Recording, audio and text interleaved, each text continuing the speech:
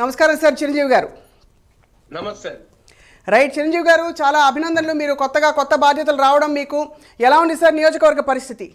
మంగళగిరి నియోజకవర్గం చాలా బాగుంది, ఏ మాత్రం ఇబ్బంది లేదు. రైట్. ముందుగా గౌరవ ముఖ్యమంత్రి వైఎస్ జగన్మోహన్ రెడ్డి గారికి ఇంతటి విలువైన మంగళగిరి స్థానాన్ని ఒక సామాన్య చేనేత కుటుంబం నుంచి వచ్చిన నాకు కేటాయించినందుకు జీవితకాలం ఆయనకి రుణపడి ఉంటానని ఈ సందర్భంగా మనస్ఫూర్తిగా ఆయనకి నా కృతజ్ఞతలు తెలియజేస్తున్నా ముఖ్యమంత్రి గారికి. చిరంజీవి గారికి ఒక ప్రశ్న. చిరంజీవి గారు, మీరు ఈ అంటే ఆర్కే గారు మీకు కూడా చాలా సుపరిచితులు బాగా, అండ్ మీరు పోటీ చేయబోయే నియోజకవర్గం సాక్షాత్తు లోకేష్ గారి నియోజకవర్గం అంటున్నారు. ఏమిటి సార్ మీ కాన్ఫిడెన్స్ ఏమిటి? ఎలా ఉంది పరిస్థితి అక్కడ స్థానికంగా? మంగళగిరి నియోజకవర్గం 14 నుంచి 19 దాకా రైట్ ఇదే మంగళగిరి నియోజకవర్గంలో అప్పటి ముఖ్యమంత్రి ఇప్పటి మంగళగిరి అభ్యర్థి అని తెలుగుదేశం పార్టీ చెబుతున్నారా నారా లోకేష్ గారు మంత్రిగా పనిచేసిన ₹1 కూడా మంగళగిరి ప్రాంతానికి, ఎందుకంటే నేనే పనిచేస్తున్నాను కాబట్టి, మంగళగిరి ప్రజలకి ఇచ్చింది లేదు, మంగళగిరి ప్రాంతాన్ని అభివృద్ధి చేసింది లేదు. కానీ ఇదే మంగళగిరిలో ఈనాటి గౌరవ ముఖ్యమంత్రి వైఎస్ జగన్మోహన్ రెడ్డి గారు కూడా ఇక్కడే నివసిస్తూ ఈ రోజు చూడండి, మంగళగిరి స్వతంత్రం వచ్చాక మంగళగిరిని ఈ విధంగా అభివృద్ధి చేసిన నాయకుడు గాని పార్టీ గాని లేనే లేదు. అంత అద్భుతంగా మంగళగిరి ప్రాంతాన్ని గౌరవ ముఖ్యమంత్రి వైఎస్ జగన్మోహన్ రెడ్డి గారు ప్రత్యేకమైన దృష్టి పెట్టి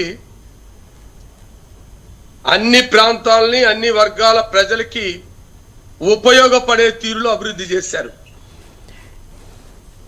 అందుకని మేమందరం రైట్ మీరు అనుకున్నట్టు నారా లోకేష్ గారి మీద ఏ విధంగా పోటీ చేస్తున్నారు, ఎంత ధైర్యం ఉండాలి అనే ఆలోచన ప్రతి ఒక్కరికి ఉంటుంది. ఏ మాత్రం సచ్చు లేదు. మంగళగిరి ప్రాంతం జగన్మోహన్ రెడ్డి గారికి అన్ని విధాలుగా సహాయ సహకారాలు అందించడంలో ప్రజలందరూ సంసిద్ధులై ఉన్నారు. మాటలతో, కళ్ళబొల్లి కబుర్లతో, అబద్ధాల మాటలతో మంగళగిరి ప్రజల్ని వంచిన చంద్రబాబు నాయుడు గారు, నారా లోకేష్ గారు చిత్తుగా ఇక్కడ ఓడించబడతారు. నిజంగా చరిత్రలో ఎప్పుడు ఏ పార్టీ ఏ ముఖ్యమంత్రి తీసుకొని నిర్ణయాలు, పరిపాలనలో విప్లవాత్మకమైన మార్పులు, రైట్ పేద వర్గాలని గుండెల్లో పెట్టుకుంటూ ఇంత అభిమానంతో కూడిన పరిపాలన అందించిన ముఖ్యమంత్రి ఇంతవరకు ఈ రాష్ట్ర ప్రజలు చూడలా. మంగళగిరి నియోజకవర్గం అంటే మనందరికీ తెలుసు, దాదాపుగా 80% మంది ఎస్సీ, ఎస్టీ, బీసీ మైనార్టీలు, అవును, దిగువ స్థాయి పేద వర్గాలు నివసించే ప్రాంతం. అటువంటి ప్రాంతంలో ప్రజలందరికీ నవరత్నాల పథకాల ద్వారా ఎక్కడ వివక్షత లేకుండా క్షేత్రస్థాయి వరకు. చిరంజీవి గారు, ఇక్కడ అడక మానలేకపోతున్నాను, ఈ మార్పులు చేర్పులు ఎందుకు అవుతున్నాయని మీ అవగాహన సార్? జగన్మోహన్ రెడ్డి గారి ఆలోచన మనందరికీ తెలిసిందే. అందరూ ఓట్ల కోసం చిన్న వర్గాలని మాటల ద్వారా, మాయ మాటల ద్వారా ఇప్పటి వరకు వాడుకున్నారు. మనం రాజకీయాల్లో చూసాం. ఇతర పార్టీ వాళ్ళు ఏ విధంగా వాడుకొని గద్దెనెక్కిన తర్వాత కరివేపాకులాగా వాళ్ళని పక్కన పడేశారు.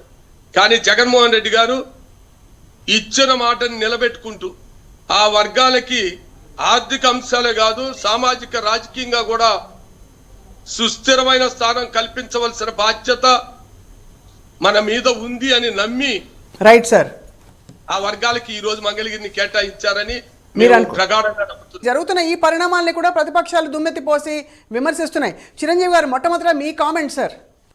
సార్, నిజంగా ఇంతటి ధైర్య సాహస గల ముఖ్యమంత్రిని మీరందరూ ఎన్నో రాష్ట్ర ముఖ్యమంత్రుల్ని ఈ భారతదేశంలో చూశారు.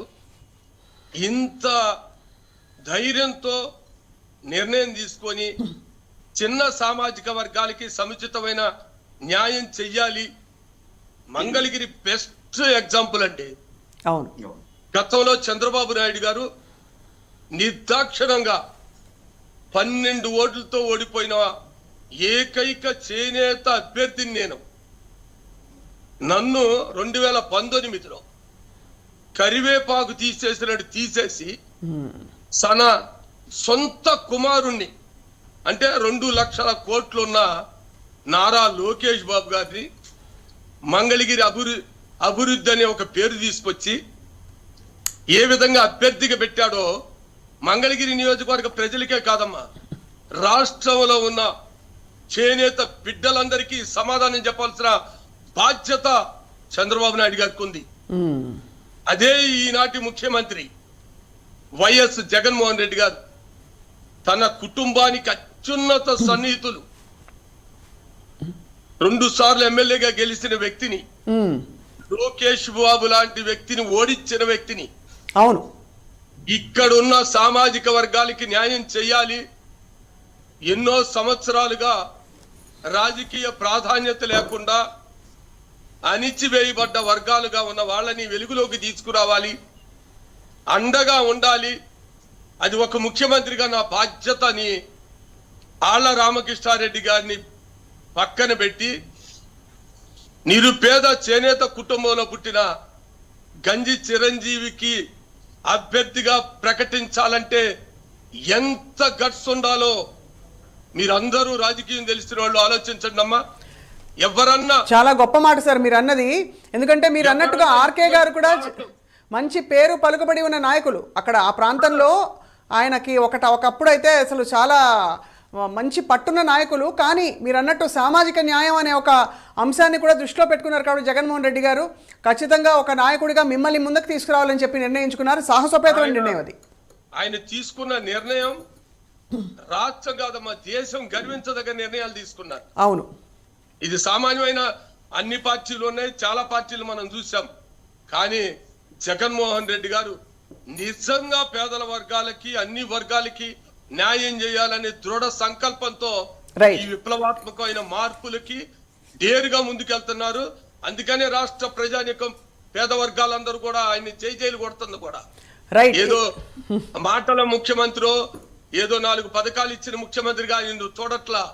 నిజంగా మనకి బలం ఇస్తున్నారు, మనకు అండగా ఉంటున్నారు, కష్టాలలో మనకు తోడుంటున్నాడు, ఇచ్చిన మాట నిలబెట్టుకుంటున్నారు అని గట్టి నమ్మకం రాష్ట్రంలో ఉన్న ఎస్సీ, ఎస్టీ, బీసీ మైనార్టీలకి, పేదలకి, రైతులకి, మహిళలకి కలగబట్టే ఈరోజు ఆ వర్గాలన్నీ కూడా ఎన్ని పొత్తులు వచ్చినా, ఎంతమంది అనైతిక పొత్తుల ద్వారా రాజకీయ క్షేత్రంలో యుద్ధానికి సిద్ధమైన జగన్ పక్షాన్ని నిలిచారంటే ఆయన తీసుకుంటున్న విప్లవాత్మకమైన ఆలోచన విధానాలు అనేది చాలా స్పష్టంగా మంగళగిరి సీటు విషయంలోనే తెలిసిపోతుంది. గంజి చిరంజీవి గారు, ఈసారి మరి ఈ జనసేన టీడీపీ పొత్తు ఏదైతే ఉందో అది ఏ విధంగా ప్రభావం చూపుతుంది సార్ రాష్ట్ర రాజకీయాలపై?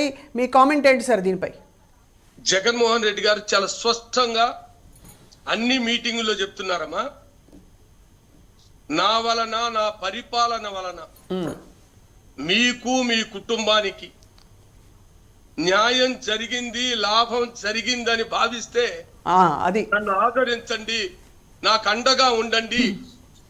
నిజంగా ఈ యొక్క మాట ఇంతకు ముందు 76 ఏళ్ల స్వతంత్ర భారతదేశంలో ఏ ముఖ్యమంత్రి నోటైనా విన్నారా అని అన్ని పార్టీలో ఉన్న నాయకుల్ని నేను క్వశ్చన్ చేస్తున్న ఆన్సర్ చెప్పమనండి.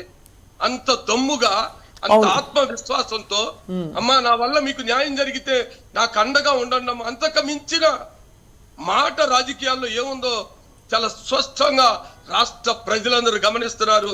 అందుకనే ఎంతమంది పొత్తులు పెట్టుకున్నా, ఎన్ని విధాలుగా గ్రాఫిక్స్ తో ఈ ప్రజా యుద్ధ క్షేత్రంలోకి వచ్చిన సింగల్ నాయకుడు, దమ్మున్న నాయకుడు జగన్మోహన్ రెడ్డి గారి ముందు నిలిచే ప్రసక్తే లేదు. అటువంటి అవకాశాలు లేవు కాబట్టే పొత్తుల కోసం, తొత్తుల కోసం వెంపర్లాడుతున్నారు వారు. మీరు అది ప్రత్యేకంగా ఆంధ్ర రాష్ట్ర ప్రజలందరూ గమనిస్తూనే ఉన్నారు. ఎందుకు సింగల్ గా జగన్మోహన్ రెడ్డి గారు అంత ధైర్యంగా వెళ్తున్నారు, ఎందుకు ఎవరు కనిపిస్తే వాళ్ళని వాటేసుకొని పొత్తులతో వెళ్దాం రాని వెంపర్ల చంద్రబాబు నాయుడు గారు ఆడుతున్నారో ఈ రాష్ట్ర ప్రజలందరికీ తెలుసు.